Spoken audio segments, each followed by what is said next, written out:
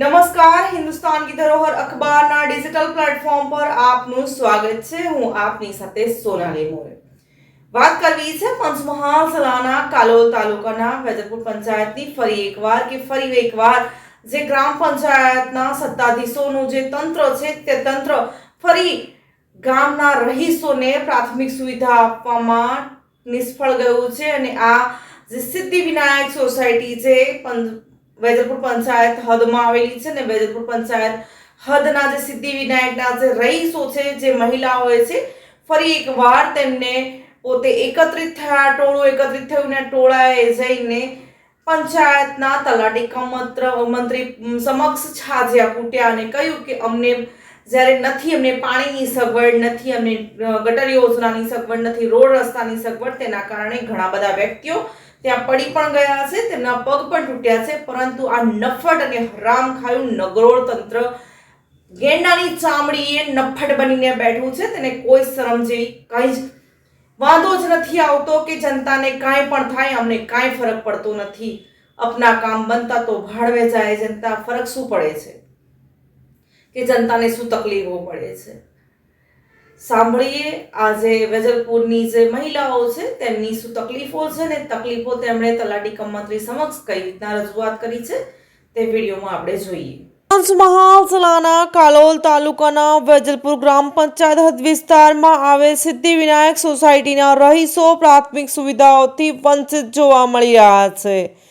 ત્યારે હાલ ચોમાસાની ઋતુ ચાલી રહી હોય ત્યારે ઠેર ઠેર ગંદકી ભરેલ પાણીના ખાડા ખાબોચિયાને લઈ સ્થાનિક રહીશો ત્રાહિમામ પોકારી ઉઠ્યા છે। ત્યારે સોમવારના રોજ સિદ્ધિવિનાયક સોસાયટીની મહિલાઓએ પોતાના પ્રશ્નોની વેદના તલાટી મંત્રી સમક્ષ ઠાલવી હતી। ત્યારે ખરેખર આખા વેજલપુર ગામમાં ગ્રામજનોને પ્રાથમિક સુવિધાઓથી વંચિત જોવા મળી રહ્યા છે। ગ્રામ પંચાયતમાં બેઠેલા સત્તાધીશો માત્ર ને માત્ર ચૂંટણી સમયે જ મત લેવા માટે જે તે વિસ્તારમાં દોટ મૂકીને ચૂંટણીઓ જીતવા માટે મોટા મોટા વાયદાઓ કરતા હોય છે અને બાંગો ફૂંકતા હોય છે અને પછી ચૂંટણીઓ જીત્યા પછી કોઈ પણ દિવસે તે વિસ્તારની મુલાકાત પણ લેતા નથી। ત્યારે વેજલપુર ગ્રામ પંચાયતનો આંધળો વહીવટ કરનાર લોકોને ગ્રામજનોની સમસ્યા કેમ દેખાતી નથી અને ક્યારે દેખાશે કે નહીં તે પણ એક જનતામાં ચર્ચાતો ખૂબ જ મોટો સવાલ છે। ત્યારે એક તરફ ડબલ એન્જિનની ભાજપની સરકાર તરફથી દરેક ગામોના સર્વાંગી વિકાસ માટે વિકાસના કાર્યો કરવા માટે લાખો નહીં પરંતુ કરોડો રૂપિયાની ગ્રાન્ટ આપવામાં આવે છે, તેમ છતાં ગ્રામ પંચાયતમાં ઘોર અંધેરપટનો વહીવટ કરનારા લોકો રોડ રસ્તા જેવી પ્રાથમિક સુવિધાઓ પણ ગ્રામજનો સુધી પહોંચવા દેતા નથી ને પૂરી પાડી શકતા પણ નથી। ત્યારે આ ગ્રામજનોને જે પ્રાથમિક સુવિધાઓ પણ પૂરતા પ્રમાણમાં મળતી નથી। વેજલપુર ગ્રામ પંચાયતની ગ્રાન્ટોની ઝીણવટ ભરી તપાસ કરવામાં આવે તો આ તપાસમાં ખૂબ જ મોટો ભ્રષ્ટાચાર બહાર આવે તેમ છે।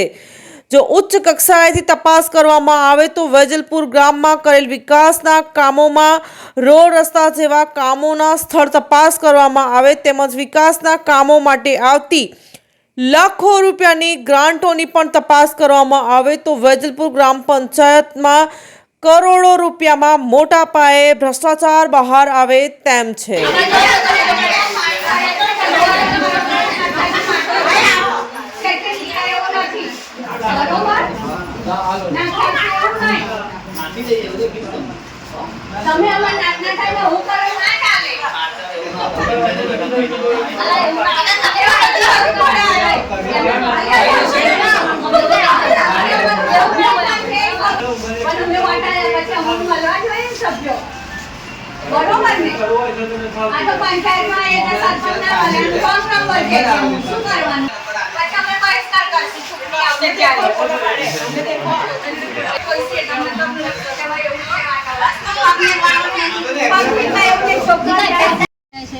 તમારા વિસ્તારની શું સમસ્યા અને કયા વિસ્તારની સમસ્યા છે? કયા વિસ્તારમાં તમે રહો છો? વિનાયક સોસાયટીથી અમે બોલીએ છીએ બહેનો બધી ભેગી થઈને. હા. તો અમારા વિસ્તારમાં પાણી ભરાઈ જાય છે અને પગદંડી રસ્તો જવાનો પણ નથી રહ્યો બરોબર. કેટલું પાણી ભરાય? એક કમર સુધીનું પાણી ભરાઈ જાય છે. ત્યાં ગટર લાઈનની વ્યવસ્થા નથી ત્યાં આ સોસાયટીમાં?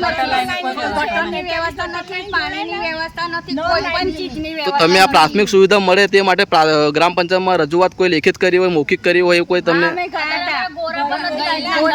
અમે ગયા હતા પણ એવું કીધું છે કે કશું જવાબ આપ્યો નથી, આવી જશે હવે. અને ક્યારે આવશે એવું પૂછવાનું ને એમને? એવું કે આવી જશે એમ. નહીં આવે તો પછી અમે ફરી ભેગા થઈશું આવી રીતે, આ રીતે જ. અને અમે થઈ જ જવું જોઈએ. કેટલા વિસ્તારની સમસ્યા છે આ? આ કેટલા?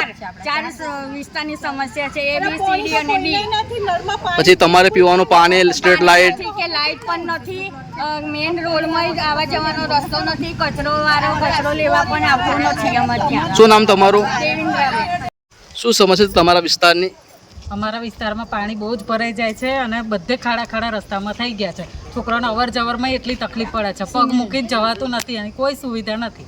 તો તમે પંચાયતમાં આવી છે રજૂઆત કરી કોઈ દિવસે? પંચાયતમાં અમે રજૂઆત કરી છે, હવે કીધું છે, હવે આગળ શું પગલાં થાય એ ખબર નહીં. તો કેટલા દિવસથી પાણી ભરે છે? વરસાદ પડે ત્યારનું પાણી 10-15 દિવસથી ચાલુ જ છે. આપણે તમારા સોસાયટીમાં રોડ રસ્તા છે કે કેમ? ના, નથી, કશું જ નથી, કોઈ એ સુવિધા અત્યાર સુધી સુવિધાની ગટર નહીં, રોડ નહીં, રોડની નહીં, કચરાની કોઈ પણ જાતની સુવિધા નથી. શું નામ તમારું? અનિતાબેન.